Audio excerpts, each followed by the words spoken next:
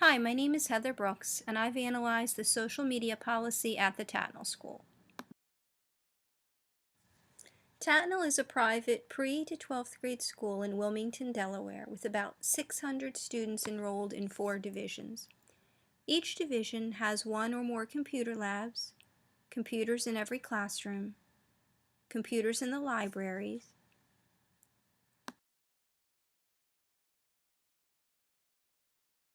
laptop carts, iPads,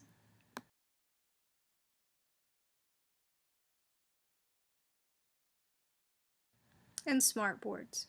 In addition, Tatnall's families provide students with a variety of tablets, mobile devices, and personal computers, which students are permitted to bring to school.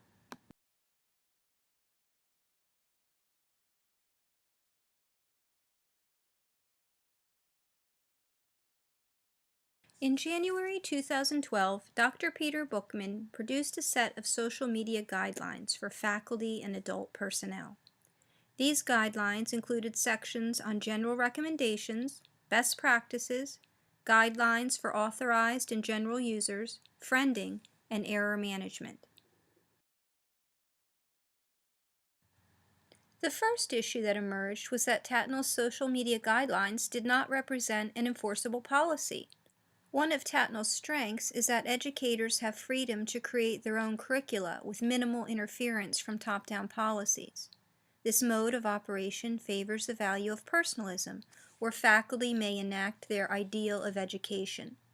The introduction of the social media guidelines, however, was largely ignored, as no one was truly assigned to implement or enforce the suggestions. In addition, the policy had no teeth to protect Tatnall from the misuse of social media by its employees. The resolution of these issues culminated in January 2013 when the Administrative Technology Committee drafted the current social media policy. This committee included division heads, directors of technology, and librarians. Informed by social media policies at competing private schools, the policy's goal was to provide teeth to administration in the event that a teacher should directly harm the school through inappropriate contact with students, parents, or the greater global community through social media outlets. The policy is supported by several values held by the administrative team.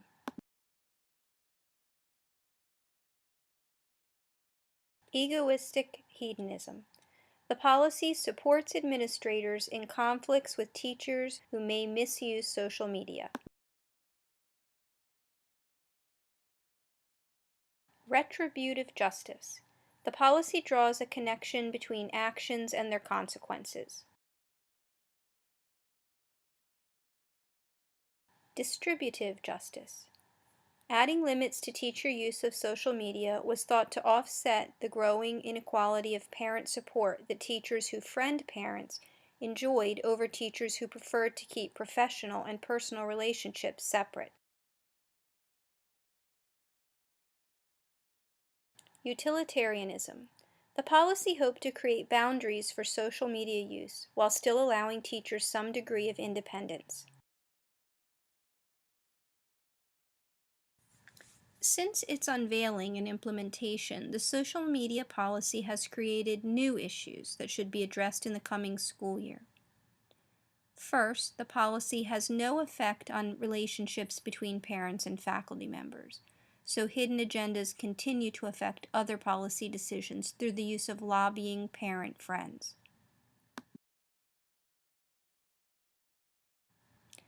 The second issue is the increasing use of social media by younger students and the curriculum gap in digital citizenship at those grades.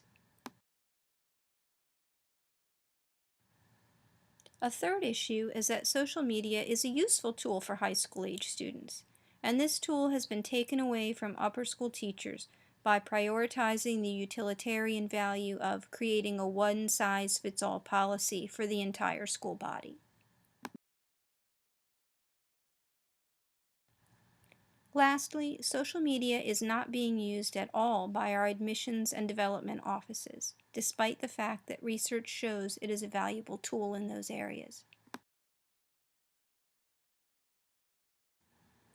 At Tatnall, the actors who influence the social media policy are in a total state of flux. Retirements and a change of leadership have the potential to shift allegiances and strategies in the coming year. Some of the many new faces at Tatnall are the head of school, Charlie Tierney, and lower school head, Diana Bocchetti. They bring fresh ideas with them, but other solutions will be created in the unique conditions Tatnall offers. Some other new faces are Allison Price. She's the new Director of Enrollment and Financial Aid, and Mike Tellerico, who's accepted the position of Director of Advancements and Communications. All four of these administrators come from schools that use social media more widely, so change is definitely on the way. The school's founder, Mrs. Frances Tatnall, always said, "Tatnall is not just a school, it's a way of life." In fact, we advertise our school as the family school, where our decisions are based on fostering communication between school and family. So using social media is another tool that can support this goal. We also want to provide flexible, balanced, and relevant curriculum that challenges students, and one avenue is using all available tools, including social media, to meet the students where they are. Lastly, Tatnall, like all private schools, depends on tuition and donations to meet budget goals.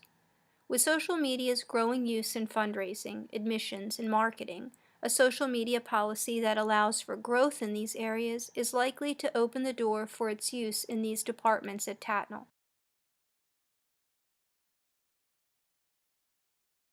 The current social media policy did not have an implementation plan. Division heads took it back to their faculty and enforced it in varying degrees. My suggestion is to start with an evaluation of the current policy.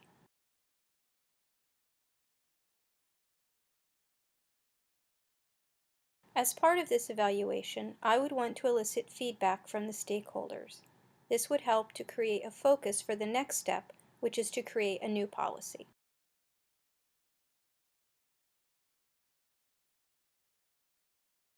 I hope our new policy addresses the gap in digital citizenship and the differentiated needs of our older and younger students.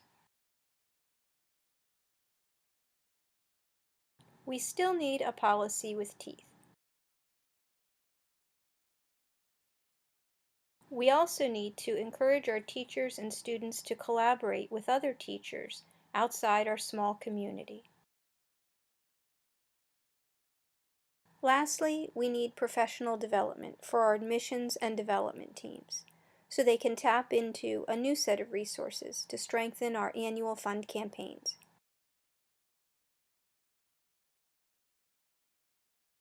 Looking at the top of the picture, there are 4 circles. These represent the 4 technology groups. Policy proposals could begin with any of these teams currently. With a new headmaster, it is likely that we will streamline our process with the hiring of a technology director and have fewer, more focused technology committees.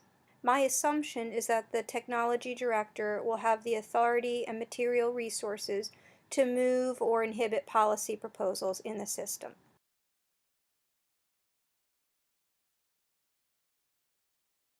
The visible actors in our policy process are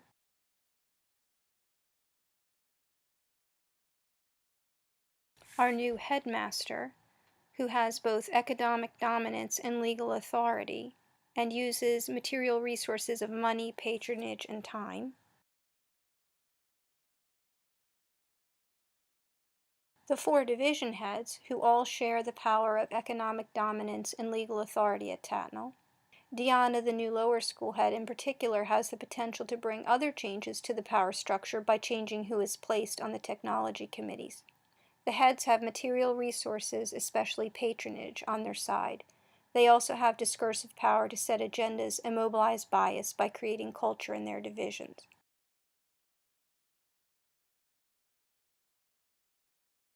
The Administrative Technology Committee, which includes administrators, directors, librarians, the network systems director, and the academic technology coordinator.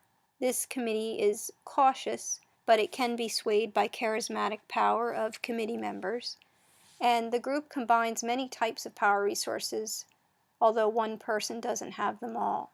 Organization work when strong alliances between members push policy agendas through the committee. This did not happen often.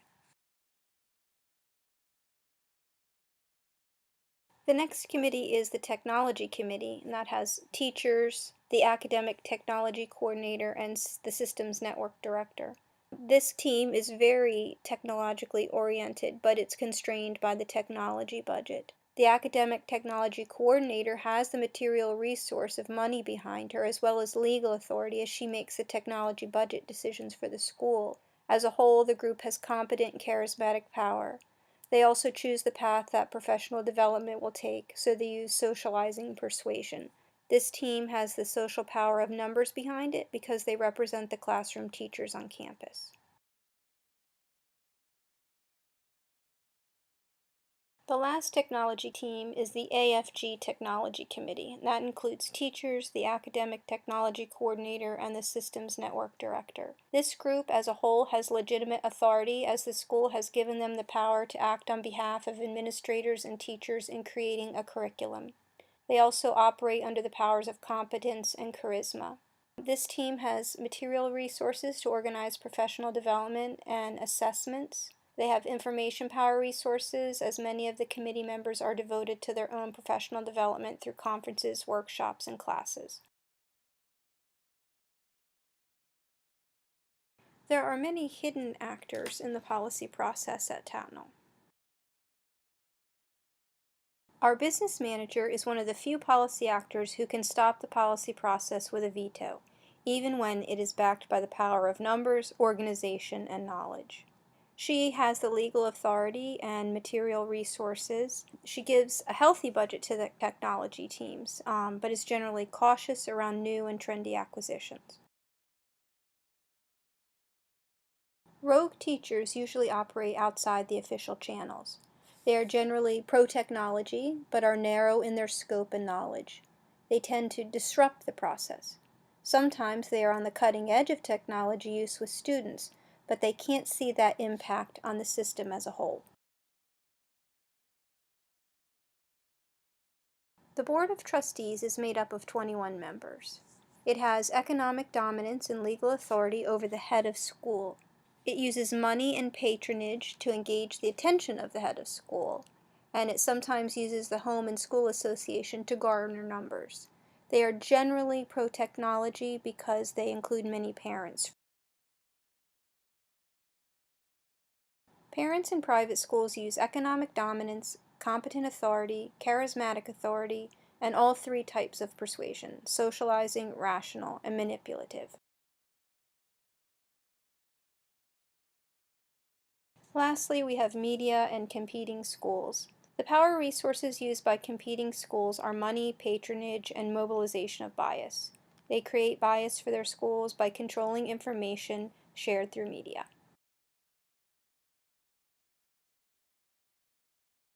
And we can't forget about all the new players who will affect the policy process in ways that can't be fully anticipated.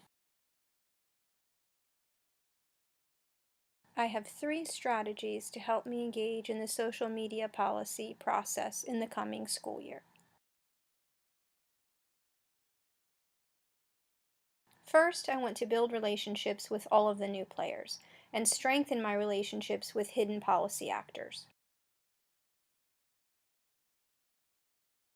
Secondly, I would like to suggest an evaluation of the current policy.